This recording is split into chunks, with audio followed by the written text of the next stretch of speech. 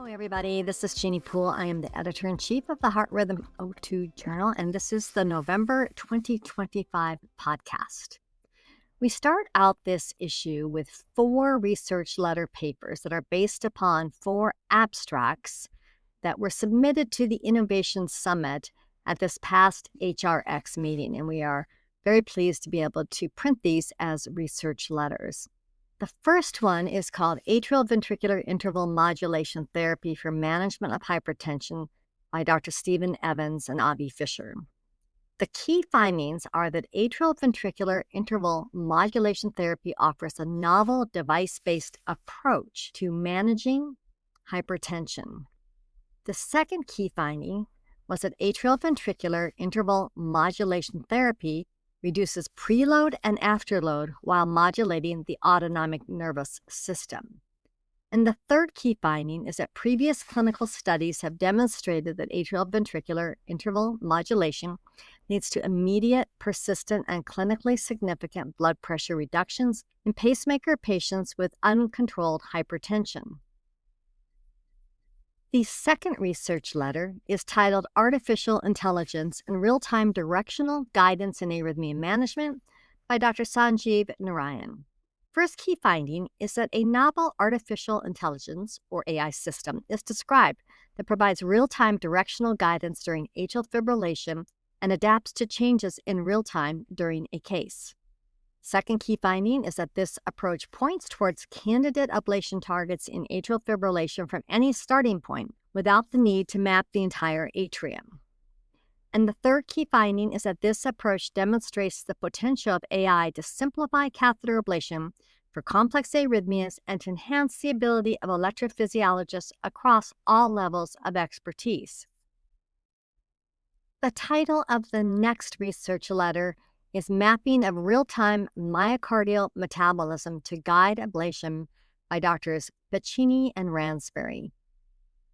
There is a single key finding, and that is optical mapping of myocardial metabolism has the potential to change the paradigm of how we evaluate and guide ablation by allowing real-time assessment of tissue viability, contact, scar burden, and response to ablation.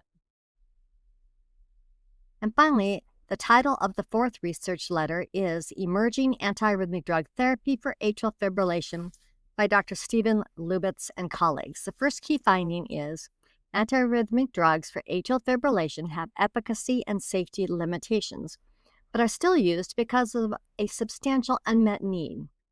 Second, future antiarrhythmic development will focus on mechanistic diversity, including both ion channel and non-ion channel targets, as well as specific pathological pathways linked to atrial fibrillation. And finally, advances in mobile cardiac rhythm monitoring and new atrial fibrillation endpoints creates a favorable environment for the development of novel antiarrhythmics.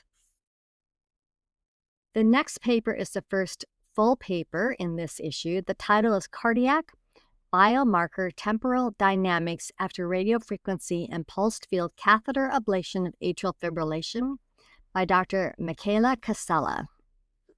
The first key finding is that a greater extent of myocardial injury, i.e. high-sensitivity cardiac troponin T, myoglobin, and CKMB, was noticed after pulsed field ablation of atrial fibrillation versus radiofrequency ablation, and cellular electroporation via pentaspline PFA resulted in a greater biomarker increase compared with loop variable PFA.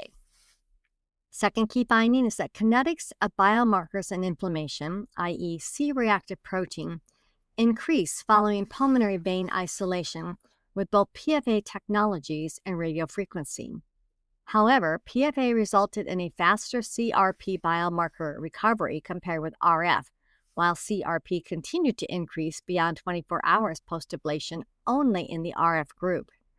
And then third, time courses of blood biochemical or hematologic parameters declined in all treatment groups, with no substantial and clinically relevant variation among different energy sources. Similarly, markers of renal function and electrolyte balance exhibited only minor fluctuations over time, remaining within the expected physiological range for the study population. The title of the next paper is A Novel Approach to Enhance Ethanol Infusion Utility in the Non-Visualized Vein of Marshall by Dr. Masayuki Ishimura. First key finding is that their study demonstrated that previously non-visualized veins of Marshall could be unveiled in 15 of 83, or 18%, of patients when the Voussen's valve was correctly visualized using coronary sinus venography. Second, the success rate of mitral isthmus ablation and the effects of ethanol infusion into the vein of Marshall were not statistically different between the visualized and unveiled vein of Marshall groups. And finally, although ethanol infusion into the vein of Marshall facilitated MI ablation and reduced radiofrequency application time, overall atrial fibrillation, atrial tachycardia, ablation outcomes did not significantly differ between the groups. The title of the next paper is Real-World Comparison of Variable versus Fixed Loop Circular Pulsed Field Ablation Catheters, Acute Outcomes including Non-Pulmonary Vein Ablation by Dr. Jurg Yogaraja and colleagues. The first key finding is that this is the first real-world comparison of two circular pulsed field ablation catheter systems, a variable loop circular catheter, the VariPulse by Biosense Webster, and a fixed loop circular catheter, the Pulse Select by Medtronic, during early clinical adoption. Second, both systems achieved 100% acute pulmonary vein isolation success with low complication rates. The Medtronic FLCC was associated with shorter procedural times, whereas VLCC required less fluoroscopy. Both the VLCC and the FLCC enabled successful non-pulmonary vein ablations, cable tricuspid isthmus, roofline, posterior wall isolation, mitral isthmus, and superior vena cava without the need for radiofrequency touch-ups. Feasibility of the VLCC used in redo atrial fibrillation ablation procedures has been demonstrated. Next up is a paper titled Early is on Time, Minimizing Implantable Cardioverter Defibrillator Shocks Through Expedited Anti-Tachycardia Pacing by Stephen Mullane. First key finding is that early ATP is a feature in newer generations of implantable cardiac defibrillators that delivers ATP earlier than does traditional ATP. A total of 8,453 ventricular fibrillation episodes, 1,573 with early ATP, and 6,880 with traditional ATP, were evaluated in a real-world registry. Third, early ATP increased the termination rates for faster ventricular tachyarrhythmias detected within the VF zone compared with traditional ATP, 70.9 versus 51.0% with a p-value of 0.0001. The title of the next paper is Larger Spatial Ventricular Gradient Magnitude is Associated with Higher Rates of Response to Cardiac Resynchronization Therapy by Dr. Alyssa Shepard and colleagues. The first key finding is the spatial ventricular gradient, or SVG, is a vector cardiographic parameter that non-invasively assesses myocardial electromechanical heterogeneity. Second, patients with small SVG magnitude pre-cardiac resynchronization therapy implantation are significantly less likely to respond to CRT compared with patients with large SVG magnitude pre-CRT implantation, even after multivariable adjustment, with current predictors of CRT response, including QRS duration, left bundle branch block sex, cardiomyopathy type, and QRS area. Third, SVG magnitude is a stronger predictor of CRT response than is QRS area. And finally, the last key finding is that large decreases in SVG magnitude between pre- and post-CRT are also associated with better rates of CRT response. The title of the next paper is Real-World Use of Insertable Cardiac Monitor Remote Programming, a Multi-Center European Experience by Dr. Samir Farai and colleagues. First key finding is Insertable cardiac monitors, or ICMs, reprogramming optimizes detection settings and significantly reduces workload by lowering unnecessary transmissions. Second is that ICM remote programming minimizes in-office visits, reducing staff time and hospital workload, and optimizing resource allocation. And finally, alert-based monitoring strategies can reduce the follow-up workload by up to 1/3 by eliminating scheduled transmissions. The title of the next paper is Significance of Three-Dimensional Cardiac Anatomical Axis as a Predictor of Low QRS Amplitude of Subcutaneous Implantable Cardioverter Defibrillator by Dr. Yukihiro Yuhara. The first key finding is that the amplitude of the subcutaneous electrogram was significantly associated with the orientation of the cardiac anatomical axis, particularly in cases of rightward and ventral rotation. Second, rightward rotation of the cardiac anatomical axis was a strong predictor of the SMART pass deactivation, with a threshold of greater than 27 degrees linked to increased likelihood. Finally, consideration of the cardiac anatomical axis may serve as a helpful tool for subcutaneous implantable cardioverter defibrillator screening. Next up is outcomes associated with remote monitoring without in-person evaluation for patients with cardiovascular implantable electronic devices. First key finding is that amongst patients engaged in remote monitoring, those receiving remote-only CIED care had fewer medical comorbidities and actionable findings on remote monitoring than those who also received in-person cardiovascular implantable electronic device care.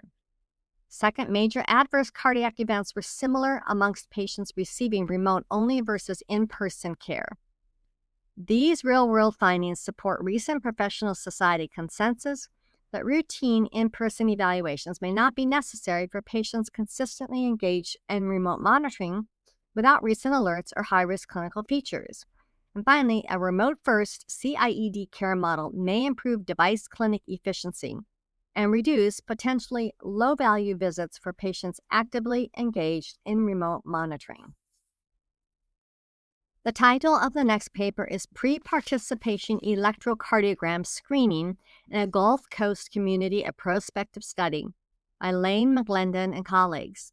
The first key finding is that ECG screening identified high-risk cardiac conditions missed by the American Heart Association 14-point questionnaire, including 1 of 2 cases of Wolff-Parkinson-White and 1 case of long QT syndrome, highlighting its potential superiority in detecting conditions associated with sudden cardiac death. Second, the AHA 14-point screening tool showed limited sensitivity with only 1 of the 3 high-risk cases flagged, emphasizing the limitations of symptom and history-based screening alone. Third, the overall ECG abnormality rate was 3.3%, with the most common findings being T-wave inversions and pathologic Q-waves. 10 students had echocardiogram abnormalities requiring further evaluation. Next, disparities in access were evident, as nearly all schools participating in the free screening program were from a predominantly white county, whereas more diverse counties showed limited engagement or outright cancellation. Finally, community-based, volunteer-driven ECG screening is feasible, but its generalizability and effectiveness depend heavily on equitable access, population diversity, and sustained institutional cooperation. The title of the next paper is Beyond the Electrocardiogram, Equity, Access, and Real-World Barriers to Preventive Cardiac Screening for Young Athletes. And here, Dr. Lane McGlendon, who was the first author on the study I just read to you, goes on to explain and talk about some of the challenges to having equity across ECG screening programs, such as what was described in their paper. Here, the first key finding is the value of ECG screening of athletes is being debated not only by the medical community, but also by school administrators, coaches, parents, and the athletes themselves. Second, access to preventive care is not just a matter of availability, but one shaped by institutional engagement, community trust, and structural barriers. And finally, although prospective data demonstrated that ECG screening was significantly more effective than the American Heart Association questionnaire in identifying serious cardiac pathology, The greatest barrier to impact was not clinical sensitivity. It was access, acceptance, and follow-through. The title of the next paper is Association of Ventricular Tachycardia Burden with 30-Day In-Hospital Mortality in an Intensive Care Unit Cohort by Dr. Jacqueline Gomez and colleagues. First key finding is that true ventricular tachycardia occurred in 12% of hospitalizations, including admission to the intensive care unit. Second, patients with a higher VT burden were more likely to have a greater frequency of cardiac comorbidities and other risk factors for poor cardiovascular outcomes. And finally, the odds of 30-day in-hospital mortality increased as the number of true VT events increased, with an odds ratio of 2.46 for 1 to 2 VT events and 3.70 for equal to or greater than 3 VT events compared with those with 0 VT events, highlighting a dose-response relationship. The title of the next paper is Unmet Health-Related Needs of Heritable Arrhythmogenic Cardiomyopathy Carriers in Belgium, the Your Heart Survey Study by Dr. Phaedra Loquet and colleagues.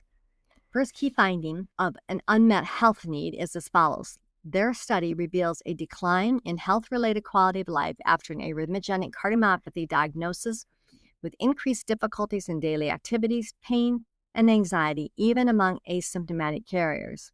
Participants reported physical and psychological symptoms, mainly experienced as mildly to moderately disturbing. With respect to family planning, many participants reported that they had already fulfilled their desire to have children by the time of diagnosis, leaving them unable to make informed reproductive decisions. The second key finding is that while overall treatment satisfaction was high, invasive treatments were better tolerated than lifestyle modifications. Many carriers experienced life-threatening events before diagnosis, with delays of over 1 year being common, highlighting diagnostic challenges. Nearly all participants reported receiving appropriate care, but gaps in accessing timely and relevant information persist. And finally, carriers reported challenges in daily activities, including difficulty in participation in hobbies, reduced work intensity, and financial consequences. The next paper is titled Cine ECG Detects Abnormal Electrical Activity in the 12-lead ECG of Preclinical Plakophilin 2 Variant Carriers by Dr. Iris van der Schaaf. First key finding is that the average depolarization and repolarization pathways throughout the heart were identified in preclinical Plakophilin 2 carriers using only the 12-lead electrocardiogram, which revealed abnormal depolarization in 51% of the carriers and abnormal repolarization in 24% of the carriers. Second, carriers with an abnormal depolarization trajectory showed greatest differences in the direction of the initial part of the depolarization compared to controls. And finally, no distinct differences in the direction of the repolarization trajectory were observed between carriers and controls. Next up is a paper titled Development and Validation of Explainable Deep Learning Models for Classification of Atrial Fibrillation Subtypes Using Cardiac Computed Tomography by Dr. Kazuya Takeda. The first key finding is that a three-dimensional convolutional neural network accurately classified atrial fibrillation subtypes with an area under the curve receiver operating characteristic curve of 0.81, outperforming conventional echocardiographic and computed tomography metrics. Second, gradient-weighted class activation mapping highlighted the anterosuperior left atrial wall and pulmonary vein antra as key regions in persistent AF classification. And third, computed tomography-based deep learning enabled interpretable, non-invasive assessment of atrial remodeling relevant to AF maintenance. The next paper is titled Artificial Intelligence Enhanced Electrocardiography and Sudden Death Risk Factors in Cardiac Arrest Survivors Diagnosed with Hypertrophic Cardiomyopathy by Dr. William Swain and colleagues. First key finding is that sudden cardiac arrest is an infrequent initial presentation of hypertrophic cardiomyopathy. Abnormal electrocardiograms and preceding cardiac symptoms are common amongst the survivors of HCM-related sudden cardiac arrest. Third, artificial intelligence-enhanced ECG analysis demonstrated excellent performance in detecting HCM and may represent a paradigm for earlier detection of HCM in broader screening settings. And finally, in post-hoc analysis, more than half of the patients had traditional risk factors for sudden cardiac death that would have warranted consideration of a prophylactic implantable cardioverter defibrillator if HCM had been diagnosed earlier. The title of the next paper is Pulsed Field Ablation versus Sham Ablation to Treat Atrial Fibrillation, the PFA Sham Trial by Dr. Pavel Osmanchuk and colleagues. This is the methods study. First key finding is that PFA Sham is a single-blind investigator-initiated randomized trial comparing pulsed field ablation versus a sham procedure to treat atrial fibrillation. Second, by including only highly symptomatic patients in PFA Sham, and then in parentheses, baseline atrial fibrillation effect on quality of life or AFAC score equal to or less than 50. The trial is quite efficient with a planned enrollment total of 60 patients. Two co-primary outcomes are first, freedom from recurrent atrial arrhythmias lasting 30 seconds or more and assessed as time to first recurrence after 2-month blanking, and change in quality of life according to the AFFECT score at 6 months post-ablation, comparing them between the two groups. This is followed by a very interesting editorial to the PFA sham trial that discusses trial design in general and the importance of sham trials. Next up is the title called Cardiac Resynchronization Therapy in AV Node Ablation and Heart Failure with Reduced Ejection Fraction and Atrial Fibrillation, Rationale and Design of the CAN-AF trial by Prash Sanders and colleagues. This is again another design trial or methods paper. The first key finding is that atrial fibrillation reduces the benefits of cardiac resynchronization therapy. Second, current guidelines recommend performing atrial ventricular node ablation in the case of incomplete biventricular pacing, which is defined as less than 90 to 95%. Third, there's no evidence available from a dedicated randomized controlled trial to support the current guideline recommendation. And finally, the cardiac resynchronization therapy in AV node ablation and heart failure with reduced ejection fraction and atrial fibrillation, or CAN-AF, trial is an RCT comparing AV node ablation to pharmacologic rate control in patients with AF who are treated with a CRT defibrillator. The title of the next paper is Effective Conflict on Atrial Fibrillation Outcomes in the Middle East, Multicenter International Cohort Study by Dr. Ibrahim Antoun and colleagues. The first finding is that Syrian patients had higher rates of readmissions, 64 versus 9%, strokes, 3% versus 1%, and bleeding, 4% versus 0.5%, than did Jordanian patients. Second, these differences remain significant after propensity score matching, pointing to healthcare disruptions as the key driver. And third, improving access to care and medications is essential to reducing atrial fibrillation-related complications in conflict zones. The title of the next paper is Trans-Right Atrial Access to the Left Ventricle for Catheter Ablation of Ventricular Tachycardia in a Patient with Double Left-Sided Mechanical Valves, a first case report from Latin America by Dr. Louis Quinier and colleagues. First key finding, transatrial access via the inferal septal process of the left ventricle provides a feasible and safe route for endocardial ventricular tachycardia ablation in patients with mechanical aortic and mitral valves.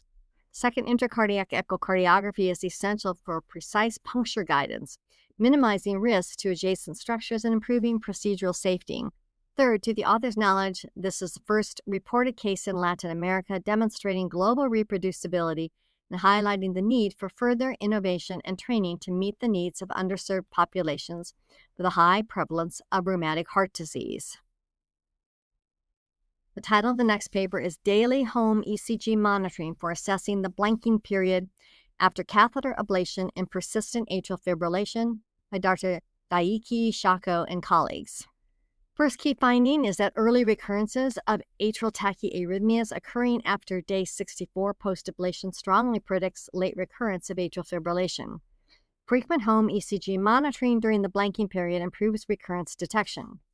Patients performed a median of 3.36 ECG recordings per day using home ECG devices, enabling more granular analysis of early recurrence timing compared with traditional ambulatory monitors. The fourth key finding is that shortening the blanking period from 90 to 64 days may be more appropriate. Early recurrence of atrial tachyarrhythmias after day 64 was significantly associated with late recurrences, challenging the conventional 90-day blanking period and suggesting a potential benefit of earlier intervention. Next, home ECG monitoring offers a feasible and non-invasive alternative to implantable loop recorders. Despite not being a direct comparison study, findings were consistent with ILR studies and support the use of home ECGs for long-term rhythm monitoring. And finally, patient adherence is a critical factor in device-based AF monitoring. Of the 94 analyzed patients, 54%, or 51, achieved high adherence, defined as recording ECGs on equal to or greater than 80 days of follow-up, indicating feasibility with room for improvement. The title of the next paper is The Use of a Contact Force Sensing Very High Power Short Duration Radiofrequency Catheter Leads to Significant Efficiency Improvement for Dispersion-Based Ablation of Persistent Atrial Fibrillation by Dr. Hind Regagi and colleagues. The first key finding is that the use of a contact force sensing very high power short duration radiofrequency catheter, called generally QDOT, during an artificial intelligence guided personalized atrial fibrillation ablation allowed for substantial gains in efficiency. Second, radiofrequency and fluoroscopy times were significantly reduced in the very high power short duration cohort versus the non-very high power short duration cohort.